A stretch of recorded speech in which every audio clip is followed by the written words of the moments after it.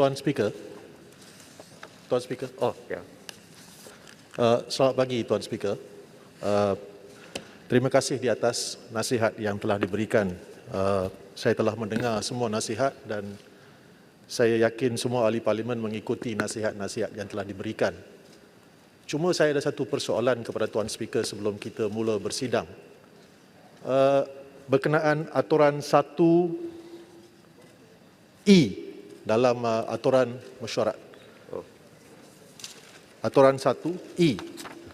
Usul memerintah Ketua Polis Negara memberi kemudahan lalu lalang kepada ahli-ahli Dewan. Saya terpanggil untuk membawa perkara ini kepada Dewan Yang Mulia ini kerana hari ini kita lihat Menteri Dalam Negeri hadir dan Perdana Menteri yang amat berhormat Perdana Menteri pun hadir. Sedarkah Tuan Speaker bahawa berlaku satu insiden pada 2 hari bulan Ogos 2021 apabila ahli-ahli Parlimen Pembangkang dalam perjalanan ke Parlimen kita disekat oleh polis Diraja Malaysia bukan di perkarangan Parlimen tetapi dekat bulatan Bank Negara. Dan pada hari itu kali terakhir kita bersidang adalah pada 29 hari bulan Julai. Ketika itu Dewan telah ditempohkan beberapa kali oleh Timbalan Speaker dan kali terakhir pukul 5 Timbalan Speaker memaklumkan bahawa Dewan akan bersidang semula pada 2 hari bulan. Jadi kami, kebanyakan daripada kami telah meninggalkan barangan-barangan kami di Dewan Yang Mulia ini. Ada juga yang tinggalkan barangan di pejabat. Dan pada hari Ahad kami dimaklumkan bahawa Dewan tidak akan bersidang.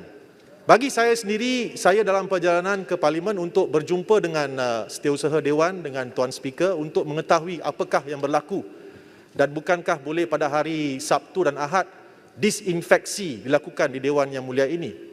Walau bagaimanapun kami disekat dan kami tidak dibenarkan untuk datang ke Dewan. Cuma permintaan saya kepada Dewan Yang Mulia ini dalam kehadiran Menteri Dalam Negeri dan Yang Amat Berhormat Perdana Menteri adalah untuk pastikan kejadian itu tidak berlaku sekali lagi.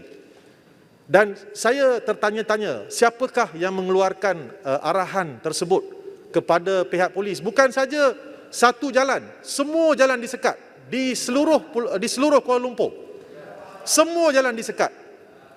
Kami sebagai ahli parlimen mempunyai hak untuk hadir di sini, berjumpa dengan pegawai-pegawai lain untuk menguruskan hal-hal berkenaan parlimen. Jadi persoalan saya, kenapa perkara itu berlaku? Satu, siapakah yang mengeluarkan arahan kepada pihak polis Diraja Malaysia untuk menyekat kami?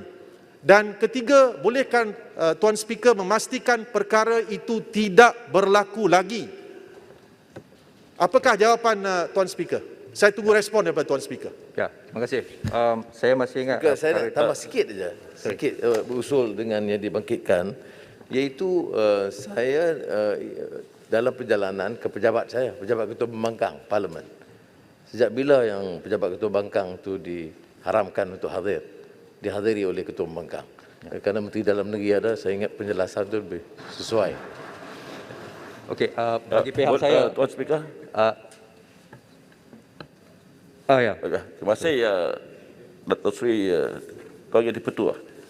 Berkenaan dengan isu ini saya ingin menambah bahawa memandangkan Parlimen telah pun membuat keputusan seperti yang diusulkan oleh Menteri Dalam Negeri supaya Ketua Polis diarahkan supaya tidak ada apa-apa halangan boleh dibenarkan dan memastikan semua ahli Parlimen bebas ke Parlimen. Memandangkan ada satu keputusan Parlimen dibuat. Dan memandangkan oleh kerana semua ahli Parlimen tidak dapat datang ke Parlimen, ramai yang telah berkumpul di Dataran Merdeka telah dikatakan melakukan kesalahan dan kompaun telah dikeluarkan. Saya ingin dapat penjelasan daripada pihak kerajaan.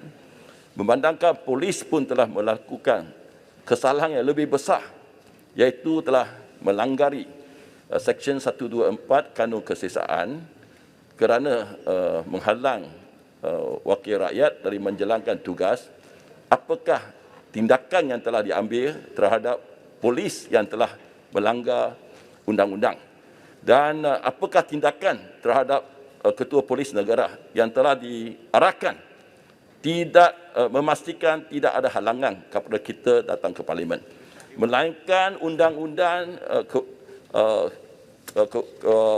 rule of law, melainkan semua undang-undang dihormati oleh semua pihak.